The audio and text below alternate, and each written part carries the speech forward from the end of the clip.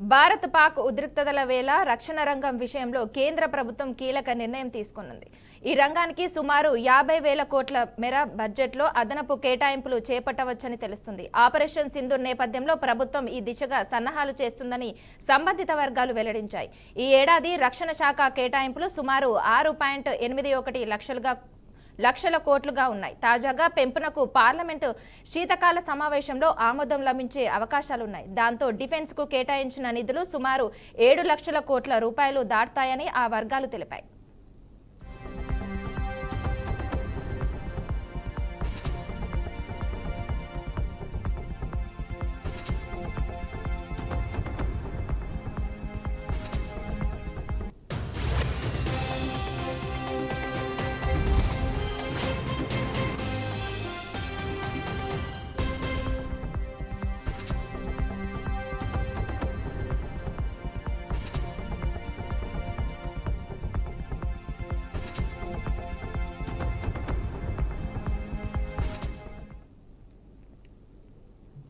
తుర్కియేలో భూకంపం సంభవించింది. కొన్యా ప్రావిన్స్లోని కుల్ జిల్లా కేంద్రానికి 14 కిలోమీటర్ల దూరంలో భూమి కంపించింది. రిక్టర్ స్కేల్పై దీని తీవ్రత 5.2గా నమోదైంది. రాజధాని అంకారాతో పాటు సమీప నగరాల్లోనూ ప్రకంపనలు వచ్చాయి. దీంతో కొన్ని ప్రాంతాల్లో ప్రజలు భయంతో ఇళ్లు, ఆఫీసుల నుంచి బయటకు పరుగులు తీశారు. అయితే నష్టానికి సంబంధించి ఎటువంటి సమాచారం లేదని రెస్క్యూ బృందాలు రంగంలోకి దిగి క్షేత్రస్థాయిలో పరిస్థితులను పరిశీలిస్తున్నాయని స్థానిక విపత్తు నిర్వహణ విభాగం ఏఎఫ్ఐడి వెల్లడించింది.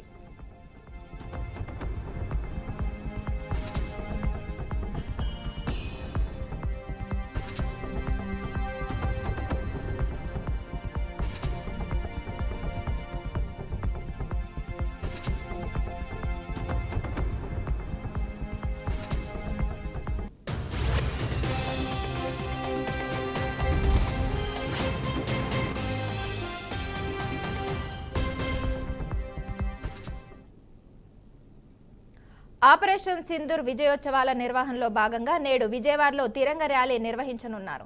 ఈ కార్యక్రమంలో ముఖ్య అతిథిగా CM Chandrababu, deputy CM Pawan కళ్యాణ్లతో పాటు పలువురు ప్రముఖులు పాల్గొంటారు. ర్యాలీ నేపథ్యంలో విజయవాడలో పోలీసు ట్రాఫిక్ ఆంక్షలు అమలు చేస్తున్నారు.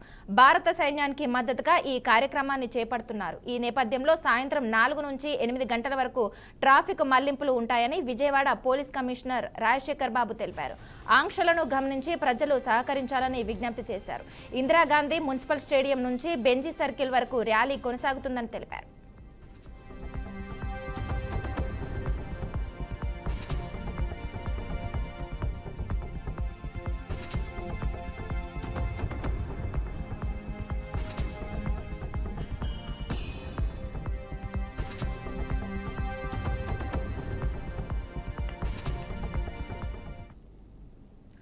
ఆపరేషన్ సింధూర్ విజయోత్సవాల నిర్వహణలో భాగంగా నేడు విజయవాడలో తిరంగ ర్యాలీ నిర్వహించనున్నారు. ఈ కార్యక్రమంలో ముఖ్య అతిథిగా CM Chandrababu, deputy CM Pawan కళ్యాణ్లతో పాటు పలువురు ప్రముఖులు పాల్గొంటారు.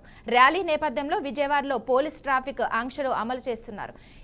ఇదే అంశానికి సంబంధించి మరింత పూర్తి సమాచారం మా ప్రతినిధి సాంబశివరావు అందిస్తారు. సాంబశివరావు, చెప్పండి.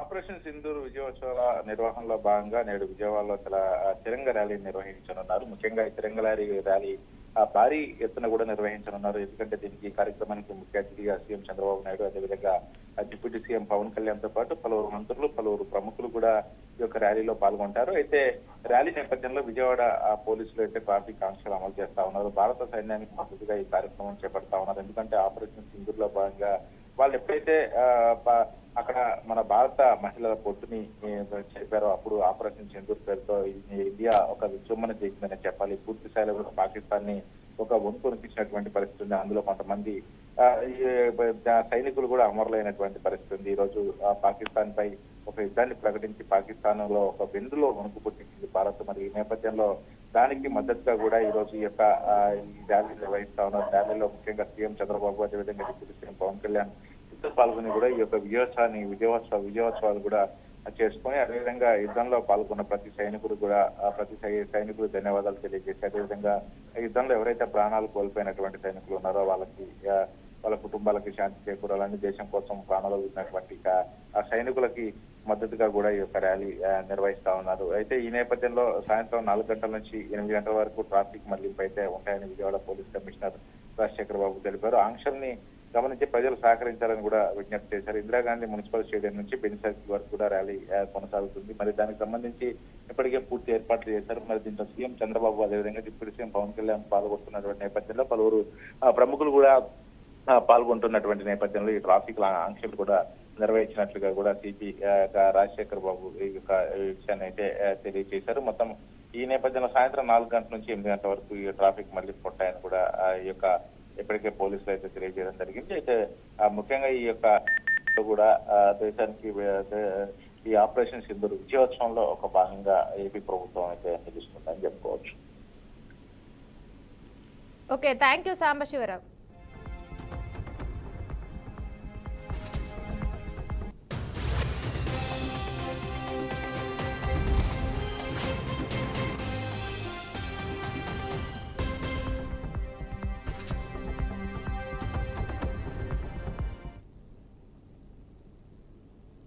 హై ఎండ్ వాహనాల విలువలను తక్కువగా చూపించి దాదాపు 100 కోట్ల కస్టమ్స్ సుంకాలను ఎగవేసేందుకు హైదరాబాద్ లగ్జరీ కార్ల డీలర్ బషరత్ ఖాన్ గుజరాత్లో అరెస్ట్ అయ్యాడు.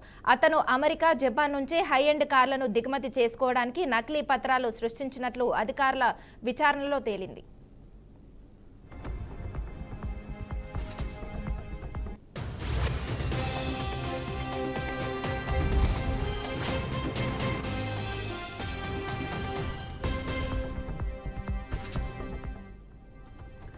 డైరెక్టరేట్ ఆఫ్ రెవెన్యూ ఇంటెలిజెన్స్ ప్రకారం హైదరాబాద్లో కార్ లాంచ్ పేరుతో కారల్ షోరూంను నడిపిస్తున్న బషరత్ ఖాన్ అధిక కస్టమ్స్ సుంకాలను తప్పించుకోవడానికి నకిలీ పత్రాలు, తక్కువ విలువ కలిగిన ఇన్వాయిస్లను ఉపయోగించినట్లు అధికారులు తెలిపారు.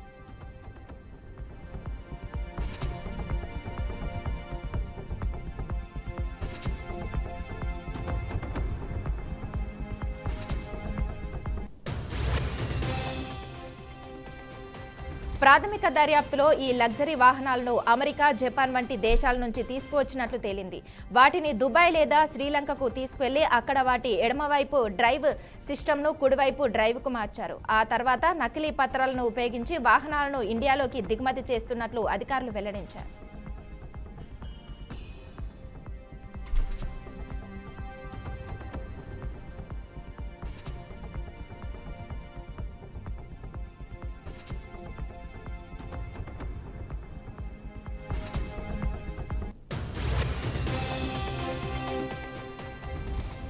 ఇలా ఇప్పటి వరకు కనీసం 30 హై ఎండ్ వాహనాలను అక్రమంగా దిగుమతి చేస్తున్నట్లు గుర్తించారు. వీటిలో hammer EV, Cadillac Escalade, Rolls Royce, Lexus, Toyota land cruiser, Lincoln navigator వంటి లగ్జరీ మోడళ్లు ఉన్నాయి.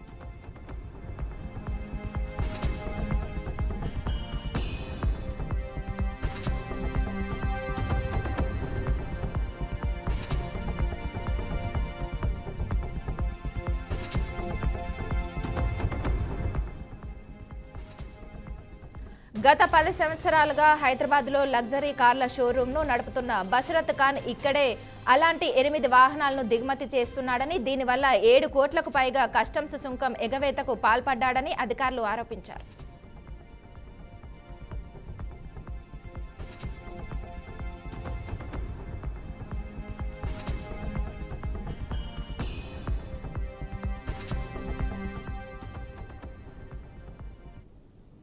ఖమ్మం జిల్లా సత్తుపల్లి మండలంలో ఘోర రోడ్డు ప్రమాదం చోటు చేసుకుంది. కిష్టారం, సింగరేణి ఓసీ సమీపంలో ప్రైవేట్ ట్రావెల్ బస్సును లారీ ఢీకొట్టింది.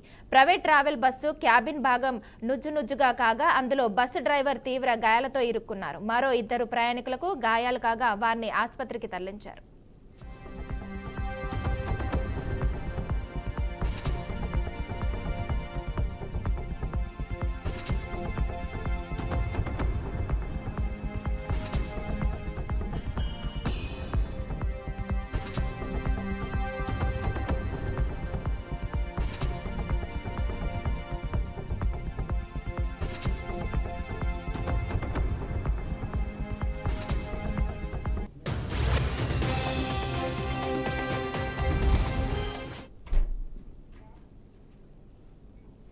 భారత్ పాకిస్తాన్ మధ్య ఉద్రిక్తతల వేళ కీలక పరిణామం చోటు చేసుకుంది. చరిత్రలో తొలిసారి ఆఫ్ఘనిస్తాన్లోని తాలిబాన్ ప్రభుత్వంలోని తాత్కాలిక విదేశాంగ మంత్రి అమీర్ ఖాన్ ముత్తాకితో భారత విదేశీ వ్యవహారాల శాఖ మంత్రి ఎస్ జయశంకర్ ఫోన్లో చర్చించారు.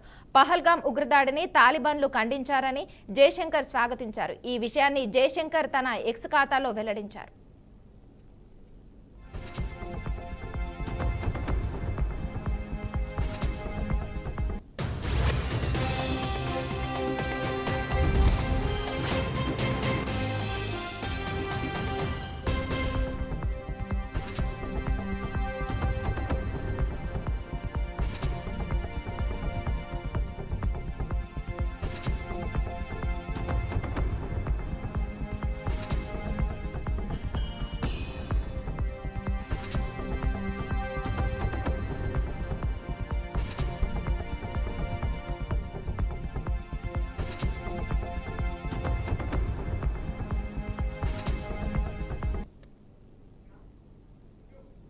భారత్తో శాంతి చర్చలకు తాము సిద్ధంగా ఉన్నామని పాకిస్తాన్ ప్రధానమంత్రి షెహబాజ్ షరీఫ్ ప్రకటించారు. అయితే ఈ శాంతి చర్చలకు కాశ్మీర్ అంశం కూడా ఒక షరతుగా ఉంటుందని ఆయన స్పష్టం చేశారు. పంజాబ్ ప్రావిన్స్లోని కమ్రా వైమానిక స్థావరంలో సైనికాధికారులు జవాన్లతో ముచ్చటించిన సందర్భంగా షెహబాజ్ ఈ వ్యాఖ్యలు చేశారు. ఇటీవల కాలంలో ఇరు దేశాల మధ్య నెలకొన్న సైనిక ఘర్షణల నేపథ్యంలో పాక్ ప్రధాని ఈ ప్రతిపాదన చేయడం గమనార్హం.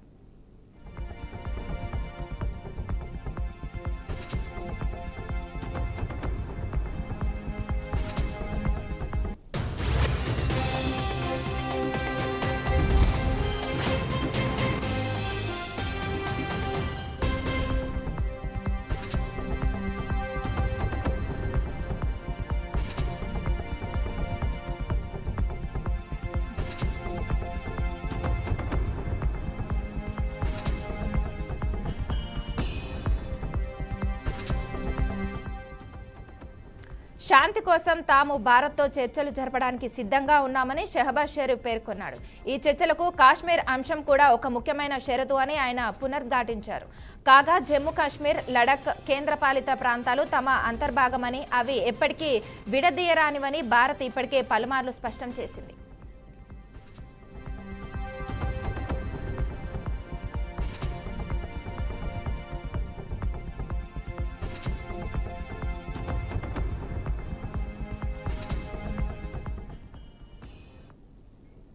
యాపిల్ తయారీ ప్లాంట్లను భారత్కు తరలించొద్దని టిమ్ కుక్కు సూచించానంటూ అమెరికా అధ్యక్షుడు డొనాల్డ్ ట్రంప్ వెల్లడించారు. ఈ వ్యవహారంలో ట్రంప్పై నటి, బీజేపీ ఎంపీ కంగనా రనౌత్ మండిపడ్డారు. ఆయన్ను ప్రధాని మోదీతో పోలుస్తూ ట్వీట్ చేశారు. అయితే బీజేపీ అధ్యక్షుడు జేపీ నడ్డా ఆదేశాల మేరకు దాన్ని డిలీట్ చేశానంటూ అనంతరం మరో ట్వీట్ చేశారు.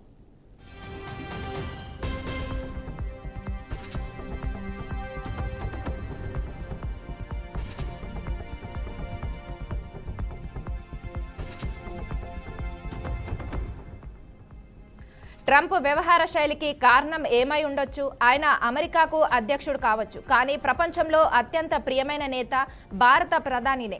అధ్యక్షుడిగా ట్రంప్నకు ఇది రెండో పర్యాయం, కానీ భారత ప్రధానికి మూడోది. ట్రంప్నకు మించిన వ్యక్తి ఆయన. వ్యక్తిగత అసూయతో, దౌత్యపరమైన అభద్రభావంతో ఇటువంటి పనులు చేస్తున్నారా అని ట్రంప్ను ఉద్దేశించి కంగనా రనౌత్ తొలుత ట్వీట్ చేశారు. అయితే పార్టీ అధ్యక్షుడు జేపీ నడ్డా తనకు ఫోన్ చేసి ఆ ట్వీట్ను తొలగించాలని చెప్పారని, దీంతో డిలీట్ చేశానంటూ ఆమె మరో ట్వీట్ చేశారు. తన వ్యక్తిగత అభిప్రాయాన్ని పోస్ట్ చేసేందుకు చింతిస్తున్నట్లు ఆమె తెలిపారు.